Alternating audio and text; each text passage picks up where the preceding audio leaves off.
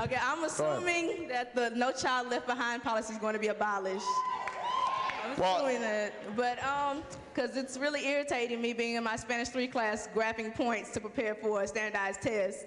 But my question is, my sister went to college. She was a salutatorian of her class, and she went to college and she was not prepared for it. I want to know what is going to be done as president to help the people in high school and middle school and elementary school so that they can not only go to college, they can actually succeed in college. Well, excellent, excellent question. This is a critical part of our economic agenda.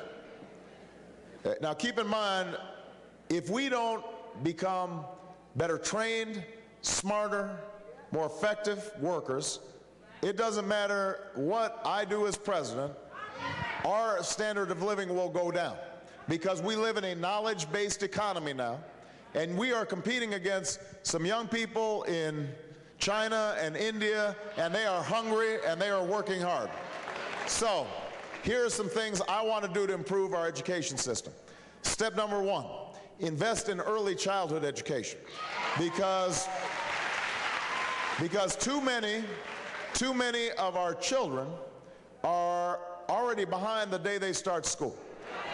You know, they've got smaller vocabularies, they don't know their colors, don't know their letters, don't know their numbers. So if we invest in early childhood education, and this is especially important for low-income kids and Black and Latino kids, then they will be more prepared, and every dollar we invest, we get $7 to $10 back in improved reading scores, reduced dropout rates, and so forth. That's point number 1. Point number 2, you're right, I want to modify No Child Left Behind.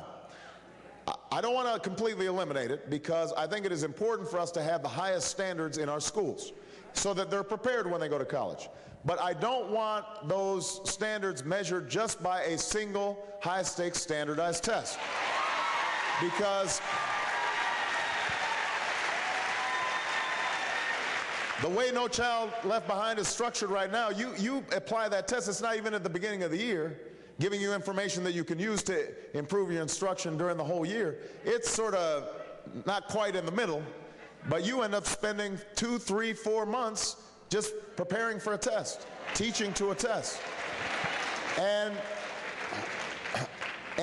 so a couple of changes I want to make. Number 1, if we're going to have a test, have it at the beginning of the year. Don't make it a punishment, but use it as a tool to know where children are and how they can improve.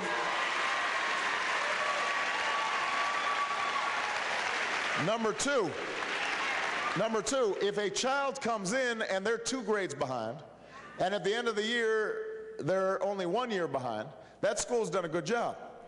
But right now, the way No Child Left Behind is structured, that school would be deemed a failure. Now, that doesn't make sense. So you got to track the growth, the progress that that child is making during the course of the year. Number 3, the reason I don't want people teaching to the test is because it is uninspiring for the teacher and uninspiring for the student. And since the only thing that's being tested is math and reading, it means that we're not teaching children a broad range of things. I want kids to learn art and music and history and civics and a whole host of other things. Because we know that children who do well in music, that actually improves their math scores. We know that children who get physical education actually are better focused in the classroom. So that's changing No Child Left Behind. I want to pay our teachers more.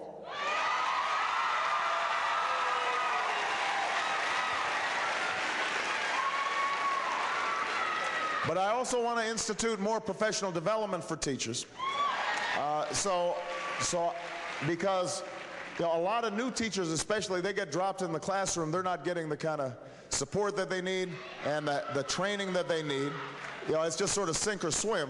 That's the thing that makes the single most important difference in terms of outcomes in the classroom is the quality of the teachers. Just a few other things I'll mention. I want to make sure that we've got after-school programs and summer school programs in place for at-risk young people, because they need quiet places where they can do their homework, where they can get supplementary activities. That's very important. But can I make this one last point? I hope I'm not offending anybody. It doesn't matter how much money we put in if parents don't parent.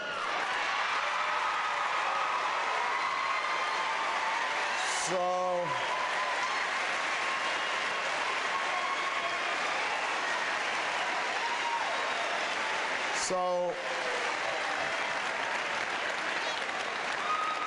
you know, it's not good enough for you to say to your child, do good in school, and then when that child comes home, you've got the TV set on, you got the radio on, you don't check their homework, there's not a book in the house, you got the video game playing.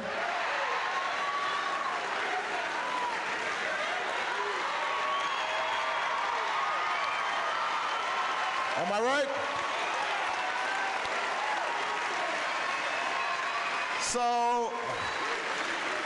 So turn off the TV set, put the video game away, buy a little desk, or put that child at the kitchen table, watch them do their homework. If they don't know how to do it, give them help. If you don't know how to do it, call the teacher.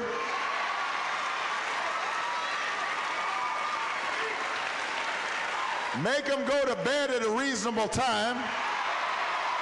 Keep them off the streets. Give them some breakfast. Come on. Oh, can I get an amen here? All right. You know I'm right. You know I'm right. All right. And I'm sorry, since I'm on a roll, if your child misbehaves in school, don't cuss out the teacher.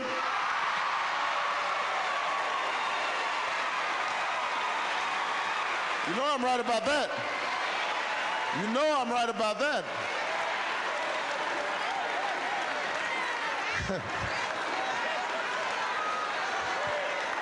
You know,